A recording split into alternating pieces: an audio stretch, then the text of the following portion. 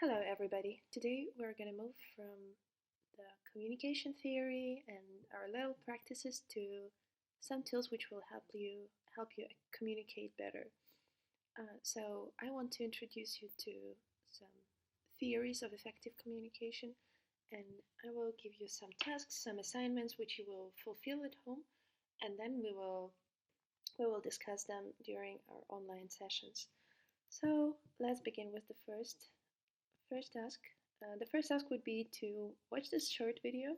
I will send you this through a presentation, and you will watch it. You will think about this.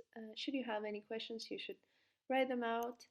And then I want you to come up with some examples of yours to the transaction analysis model. You will need to think of the situation in your life when you were in the position of child and the other person was in the position of parent. The second one is where you were a parent and another person was a child. Then come up with the situation where you had an equal communication of adult and adult, and any other example of your choice if you come up with one. Okay, this will become more clear when you watch the video, and we are moving forward. So the first two concepts that I want to introduce is the dispute and conflict.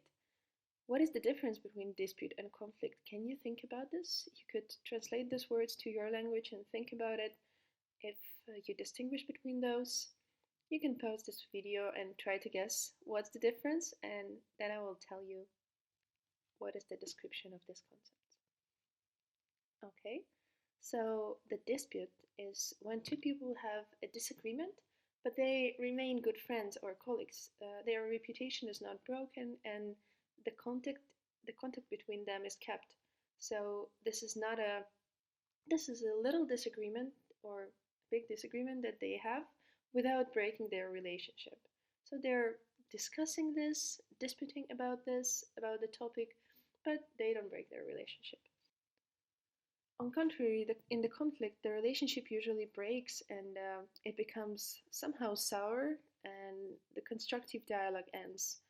The disagreement which people have is concerning with the issue or some tension which really affects their relationship. And in the conflict situation, it's always the duality between the topic of the disagreement and the relationship between people.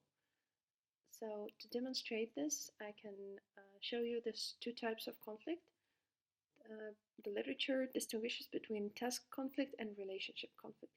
In case of task conflict, individuals are focusing solely on the assignment which went wrong. For instance, somebody made a mistake in the task, and their colleague comes up to them and says, "Oh, you made this mistake. Yeah, this was wrong, and let's solve it." So they start to, maybe argue about what's the better way to solve this task, for instance, if the other person disagrees.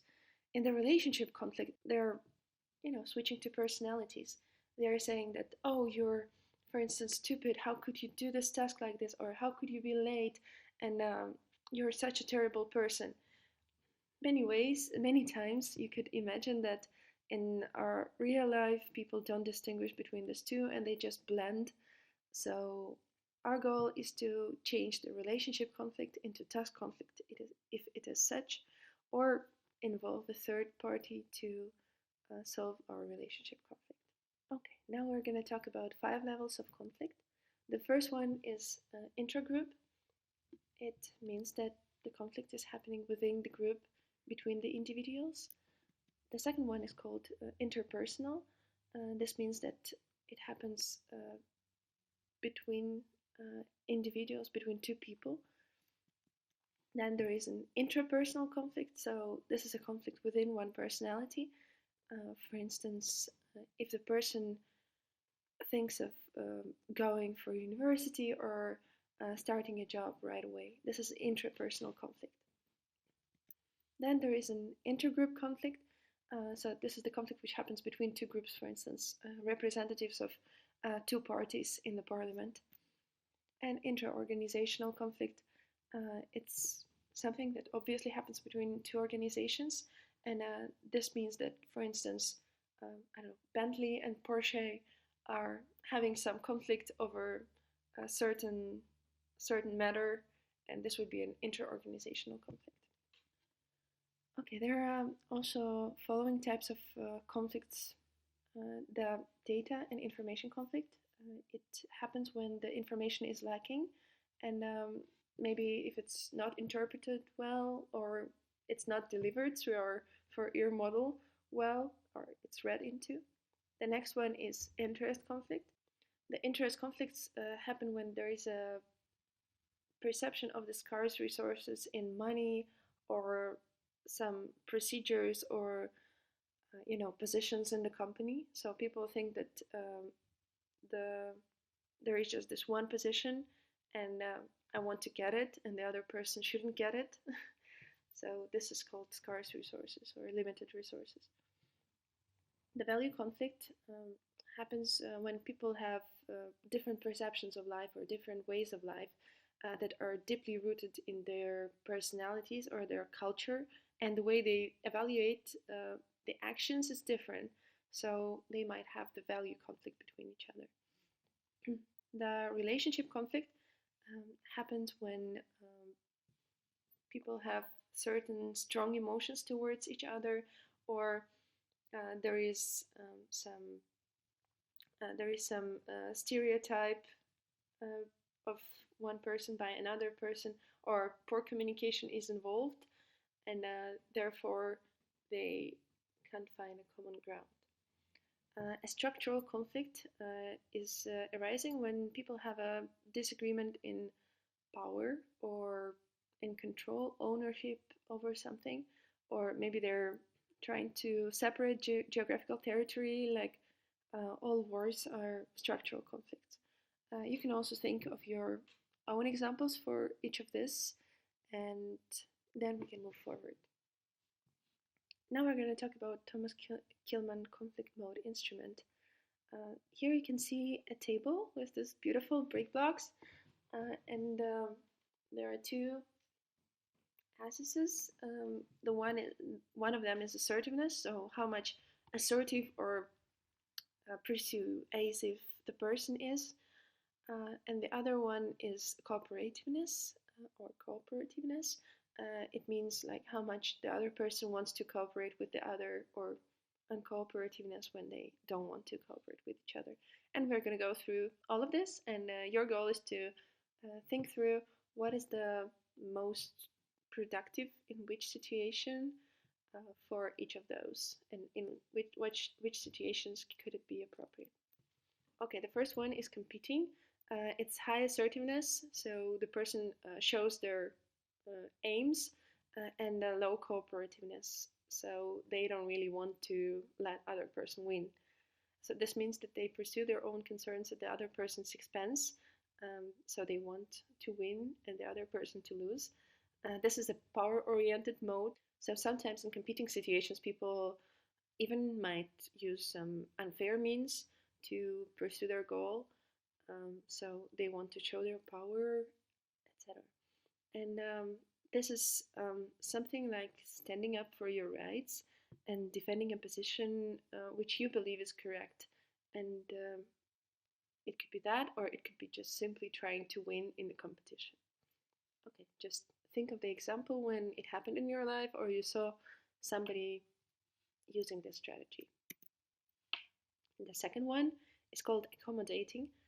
Here we see that this is low assertiveness and high cooperativeness. So this means that when individual is trying to accommodate themselves to the other, they neglect their own concern to satisfy the needs of the other person. Okay? This could also include the element of self-sacrifice, and accommodating can be in the form of selfless generosity or charity. On the other hand, it could also be something like obeying other person's order.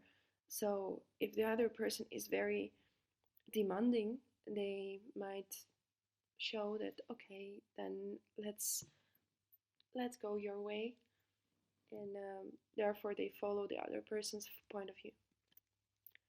The third style is called avoiding. Here, this is the lowest on both scales. This is unassertive and non-cooperative. In this case, the person doesn't pursue their own concerns, and they don't let the other individual also pursue their concerns. They don't want to deal with the conflict at all, or they might postpone or withdraw from the situation which is threatening. This might give you a hint for an example. If, for instance, a child is talking to aggressive parent who is in rage, they might want to withdraw or avoid the conflict so that nothing bad happens. The next style is called compromising. This means finding mutually acceptable solution that is partially satisfying both parties. So you can see that it's moderately assertive and moderately cooperative. It is something between competing and accommodating. So this is the middle ground. And this assumes that people will split the difference between two solutions that two parties have and meet in the middle. This also means that both parties lose something. So even though compromising is many times expected and viewed as the most productive conflict resolution style, which it might be in some situations, it also means that each person kind of takes a step back and loses a little bit without finding a solution which would satisfy both. The next style is called collaborating. Here, they're both high on assertiveness and also high on cooperativeness. So this is the complete opposite of avoiding, okay? And collaborating involves an attempt to work with each other to find some creative solution which fully satisfies both concerns. So this provides a win-win solution to both, where two parties get what they wanted, just that the solution is not one of the solutions people had initially. This is like a third solution that they came up with. And in this situation, it's easier to learn from each other and really put effort into stepping out of the box or thinking out of the box to find a creative solution. Okay, just think about that too. So now I will introduce the task to this theoretic block. Imagine that during a study and communication skill class, you've chosen a presentation topic and there is one more person who wanted to pick it too. And it happened in the exact same moment, and now you have to decide how to solve the situation. But you have to consider that only one of you can take it as it is right now. So please come up with competing, avoiding, accommodating, compromising, and collaborating solutions to this situation. Just think about those. And also think about one conflict situation that you experienced lately. What could be a collaborating solution to it? Or maybe one of other types was more appropriate in that situation. So please tell me about that during the session that we will have and prepare the notes so that we could discuss it efficiently. Okay, let's move forward. So here are some more types of communication. The first one is called passive-aggressive. In here, it's somehow similar to avoiding strategy. Here, I lose and you lose. So this means that I don't care about myself and I don't care about you. So in this communication situation or conflict resolution situation, nobody really gets what they wanted. Aggressive style, it means that I win and you lose. This means that I care about myself and I don't really care about you. This could be compared with the competitive style. I just have to make a note here that competition is not always unproductive or not always unfair, or it's not always like rivalry or trying to defeat the other person. Sometimes competition can be actually productive. For instance, in China, there is a concept of cooperative competition where people compete because they want to improve each other. So they have really good, they have really good goals towards each other. In this case, it doesn't mean that it's very aggressive, and it's more like a win-win situation. So don't take it too broadly. And the passive solution or communication style, it's when I lose and you win, and I don't care about myself, but I care about you. So here it's something like compromising, and I would rather step back so that you could get what you wanted.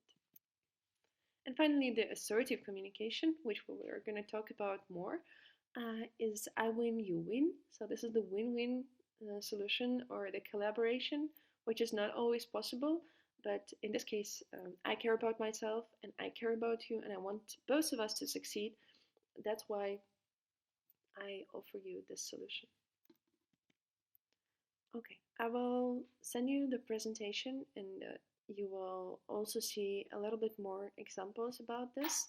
I made some comparative tables of, for instance, the rights, the goals, the emotional state, and the relation to others, which happens in each of the situations, so that you could see it. And that's where we will stop for now. I encourage you to fulfill the tasks and get prepared for tomorrow, and also to be ready for little discussions that we will have. And next time we're going to talk about the assertive communication, and we're going to move forward with it. Thank you very much for your attention, and talk to you really soon.